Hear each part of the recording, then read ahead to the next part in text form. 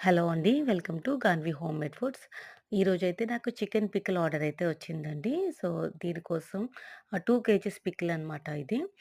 నాకు 3 kgs chicken అయితే తీసుకున్నానండి. Boneless chicken. సో, ఇది బాయిల్ అయ్యి ఫ్రై అయ్యేసరికి మనకి 1 కేజీ 800 గ్రామ్స్ అయితే వెయిట్ వచ్చిందనమాట. సో, మిగిలిందొచ్చేసి మసాలాలు, ఆయిలు అండ్ నెక్స్ట్ ఉప్పు, కారం అన్నీ వేసేసరికి మనకి 2 కేజీస్ 100 గ్రామ్ అయితే వెయిట్ వచ్చిందండి. సో, ఇక్కడ పికిలొచ్చేసి నేను ఒకేసారి ఎక్కువైతే పట్టనండి. నాకు ఎప్పటిదప్పుడే కస్టమర్‌కి అడిగిన దాన్ని బట్టి చేస్తూ ఉంటాననమాట.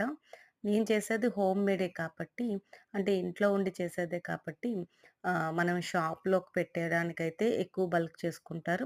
నాకైతే ఎప్పటికప్పుడు కస్టమర్‌కి ఫ్రెష్‌గా ఇవ్వాలని చెప్పేసి నేను 3 కేజీస్ అని, 2 కేజీస్ అలానే పెడుతూ ఉంటానండి. సో, దానివల్ల టేస్ట్ అనేది ఎప్పుడు కూడా ఫ్రెష్‌గా అనిపిస్తుంది. మన దగ్గర నుంచి కస్టమర్ దగ్గరికి వెళ్ళేటప్పటికి ఆ టేస్ట్ అనేది ఎప్పుడూ కూడా క్వాలిటీగా ఉండాలండి.